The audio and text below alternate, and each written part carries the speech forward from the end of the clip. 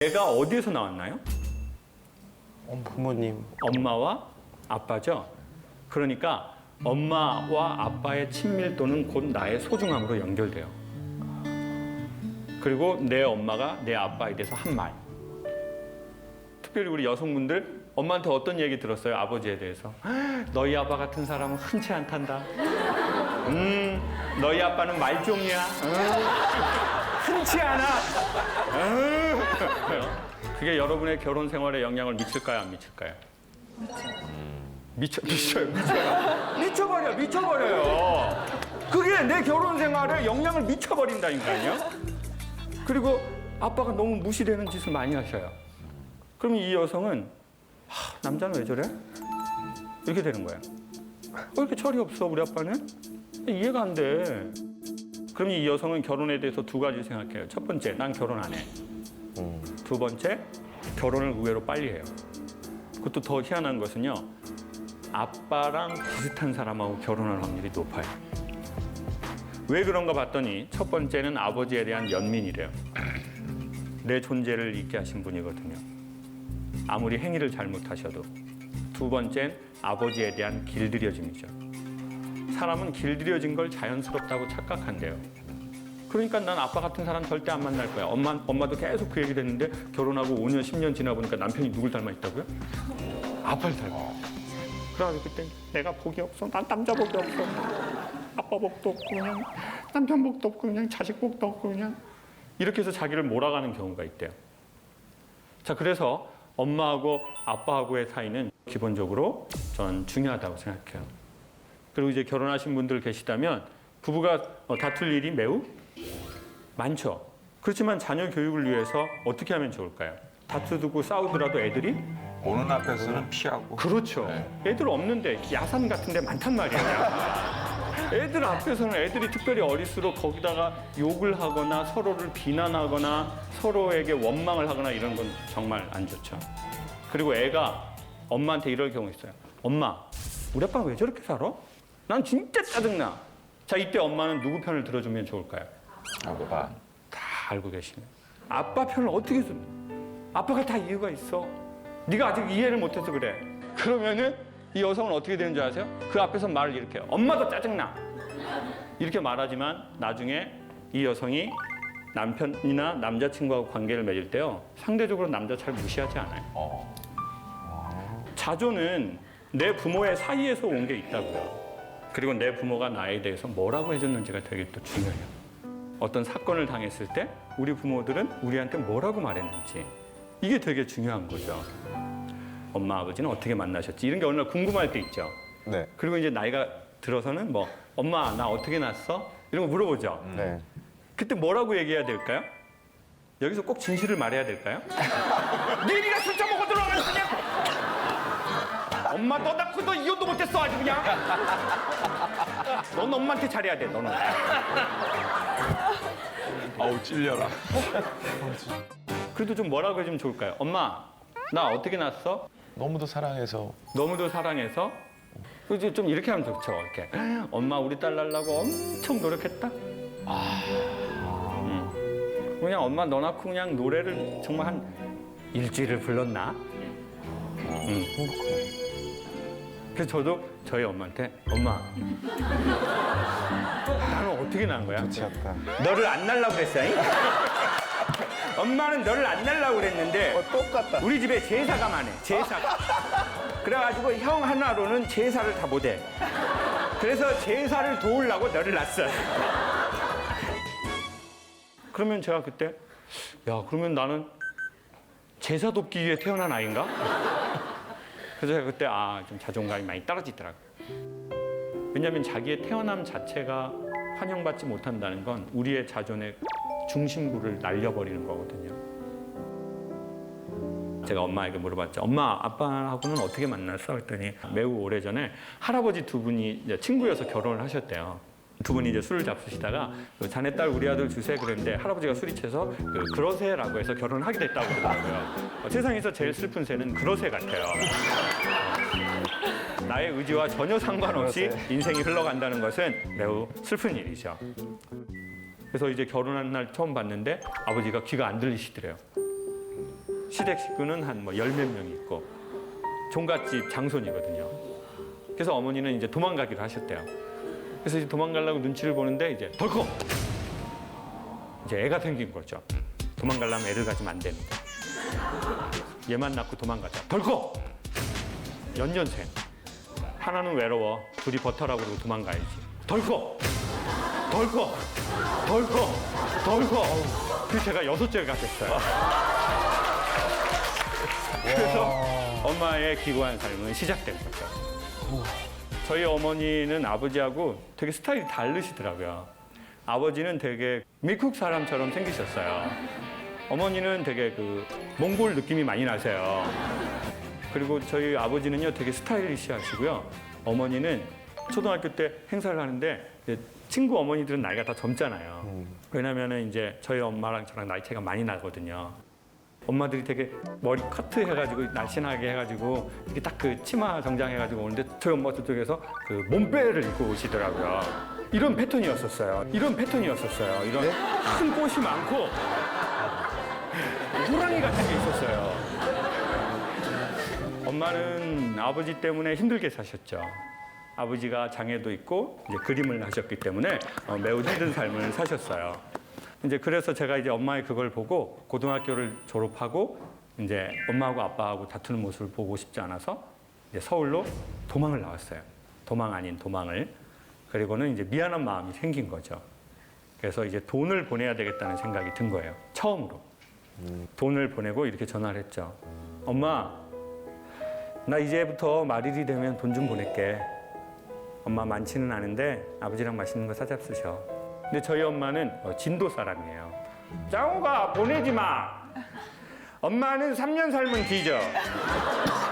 보내지 마. 뭐 딴디 보내. 뭐 딴디 보내냐고. 그래서 아 이거는 보내지 말라는 건가? 그리고 이제 어머니 아버지 칠순 때 금강산을 제가 한번 예약을 했는데 엄마 나 이거 뭐 좀 금강산 좀 갈까? 뭐단지 그것을 가 금강산. 엄마 2년 살면 뒤져. 제가 그때 알았어요. 뭐단디라는 부모님의 말은 하라는 뜻이라는 걸.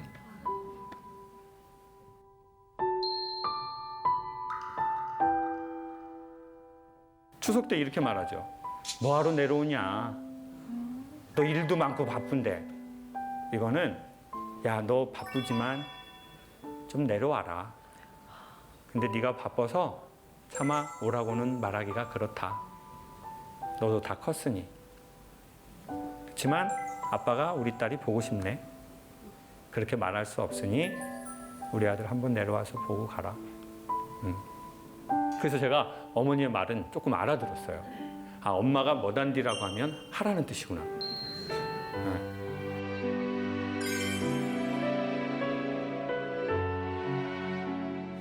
그리고는 이제 문제가 아버지가 된 거예요. 저는 아버지하고 대화를 한 적이 별로 없거든요. 그냥 귀가 안 들리시니까요. 그리고 아버지는 술을 안 잡수시면 말씀을 안 하세요. 그리고 술을 잡수시면 이제 청각장애가 있으시니까 말을 크게 하시는데 연속 3시간 가능하세요. 근데 이제 계속 새로운 내용으로 업데이트 되는 건 아니고요. 했던 얘기를 또 하시고, 또 했던 얘기를 또 하시고. 그래서 저는 술을 먹지 않게 됐어요. 저희 형은 아버지한테 너무 많은 상처를 받았나 봐요. 이렇게 나쁜 술은 자기가 먹어서 없애버려야 되겠다. 그래서 아버지의 강한 삶의 색깔이 어떻게 해서든 자녀에게 영향을 미치더라고요. 그래서 이제 아버지가 더 미워지더라고요. 그게 어떻게 나타나냐면요. 결혼이 하기 싫어진 거예요. 근데 정확하게 말하면 결혼이 좀 두렵더라고요. 내가 아버지가 된다는 게. 내가 누군가의 남자가 된다는 게. 그러니까 연애는 두렵지 않은데 결혼이 두려운 거예요. 일상이 되는 남녀 관계가. 그래서 뭐 혼자도 잘 살고 있으니 굳이 뭐 결혼을 할 필요가 있나. 이런 생각이 많이 들더라고요. 근데 어느 날 제가 고향을 내려갔는데 아버지가 갑자기 이렇게 있다가 장가가라! 이렇게 하는 거예요. 갑자기. 여러분 부모님들 그럴 때 있죠. 아니 뭘 사람이 천천히 다가와야지 언제부터 나랑 뭐 이런 인간관계가 됐다고. 그러니까 이게 이렇게 됐겠죠 표정이. 속으로는 이런 거예요. 지금 내가 누구 때문에 장가를 안 가는 건데. 제 마음에 그게 있었어요. 그리고는 이제 예, 아버지 갈게요. 예, 가죠. 때 되면 다 가죠. 한 번 더 꾹 누르면서 그래, 내가 소통 강사니까 한 번 더 참아야지. 그래야 강연에 에피소드라도 생기지 않겠어? 그래서 제가 어금니를 꽉 다물고 네, 아버지 갈게요. 네, 좀 가죠. 네, 이제 갈게요. 근데 아버지가 더 화를 내면서 나이가 먹었으면 장가를 가야지. 너희 친구들은 다 장가를 가갖고 애를 낳고 그래. 제가 그래서 더 이상 못 참겠는 거예요. 갑자기 벌떡 일어났어요. 그리고는 아빠한테 뭐라고 할 수는 없으니까 괜히 엄마한테 그게 또 가잖아요. 엄마한테 엄마 나 갈게.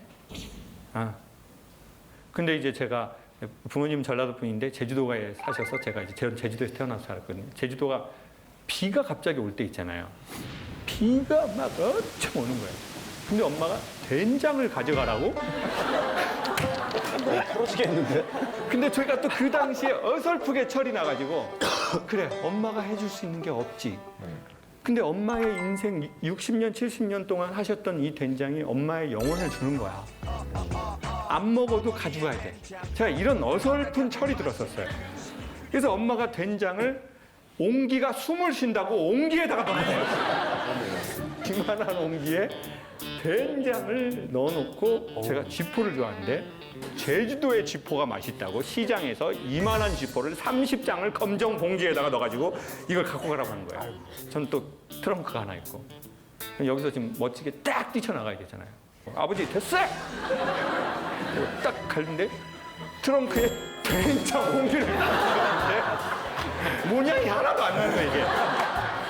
그리고는 비가 오는 골목으로 딱 나갔어요. 됐어 엄마 내가 다시는 집에 오나 봐. 저희 엄마가 키가 한 150 조금 넘으시거든요. 이제 허리도 쌍엑스라지 입으세요 엄마가. 이제 표범 입으시고 이제 뽀글뽀글 파마에 이제 엄마가 우산을 갖고 막 이렇게 나온 거예요. 전 저희 엄마가 세련되지 않아서 더 슬퍼요. 엄마가 돈도 많고 사회적으로도 뭔가가 괜찮고 그러면 덜 슬프겠는데 예전에는 엄마가 부끄러워서 슬펐는데 이제는 다른 슬픔인 것 같아요. 차라리 나보다 되게 돈이 많고 건물도 있고 몸도 쌩쌩하시고 멋도 막 내시면 내가 덜 슬프겠는데.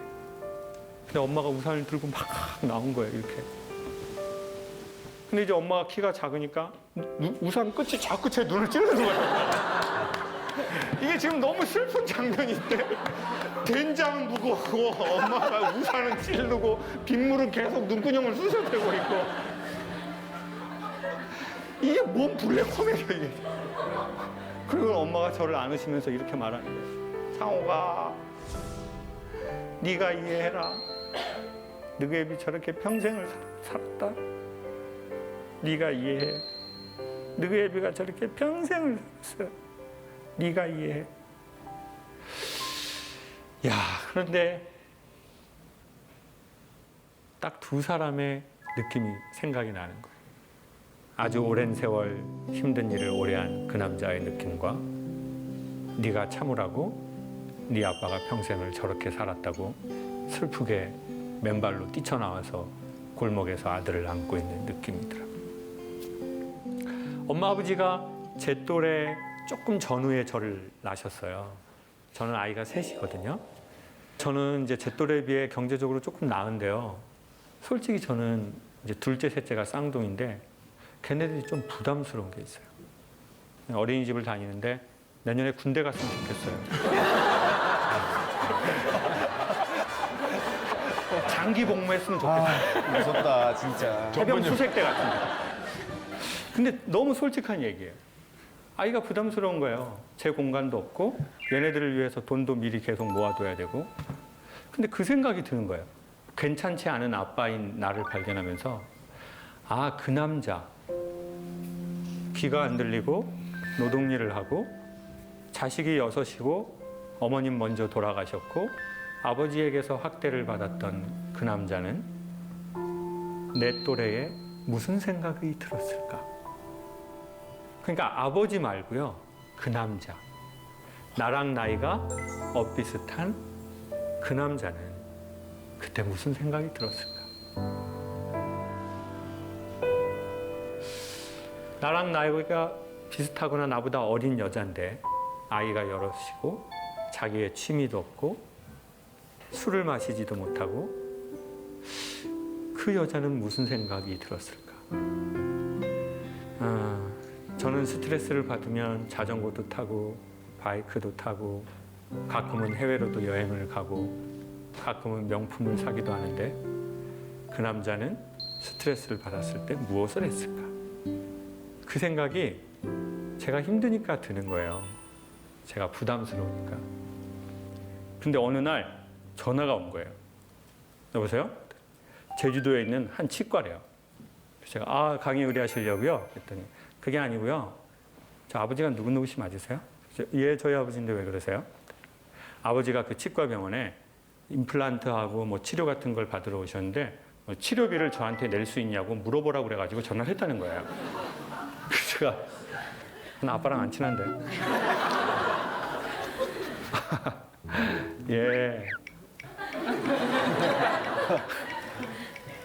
얼마 나왔습니까? 그랬더니 아버지가 수입 재료로 하시고 싶으시대요. 그리고 신경치료는 금으로 하시고 싶으시대요. 그래서 돈이 좀 많이 나왔는데 아시죠? 치과 이거 하면 좀 꽤 많이 나오는 거예요. 저보고 내겠네요. 또 이렇게 정지 화면이 또 되더라고요. 이렇게. 예, 제가 하겠습니다. 잘 부탁드릴게요. 계좌번호 저한테 주세요. 그리고 전화를 끊으려는데 코디네이터라는 분이 그러시는 거예요. 그런데요, 할아버지가 전화 받고 달래요. 예? 저희 아버지 귀 안 들리시는데? 모르겠어요. 할아버지가 전화 받으라고 막 옆에서 큰 소리로 뭐라고 하시는데 어떻게 하실 거예요? 그러는 거예요. 저는 아버지랑 전화한 적이 없지 않습니까? 마치 신이 인간에게 전화를 했는데 당신은 이 전화를 받을 거냐고 물어보는 것 같은 거예요. 바꿔주세요. 근데 정말 아버지가 전화를 받으시는 거예요. 저는 가만히 있죠. 아버지가 소리가 안 들리시니까 뭐라고 할 게 없잖아요. 아버지가 이러시는 거예요. 막둥이냐! 아버지다! 그리고 마지막으로 이렇게 말하시더라고요. 아주 작은 소리로. 미안하다.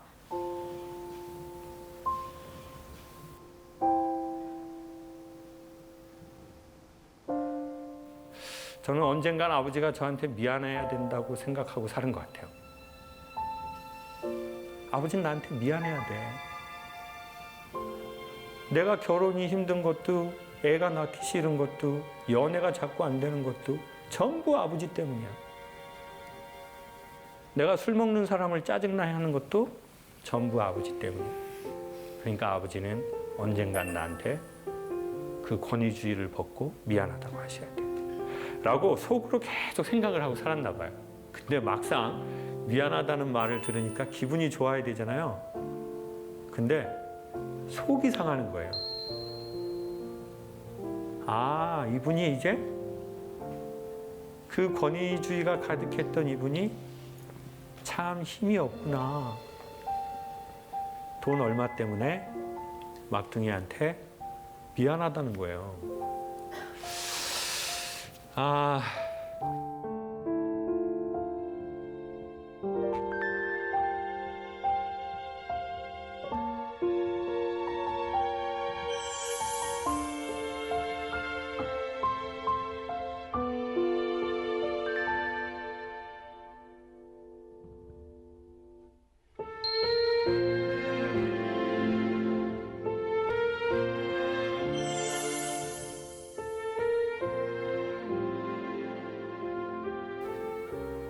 저는 고향에 가면은 돈을 엄마한테만 드렸어요.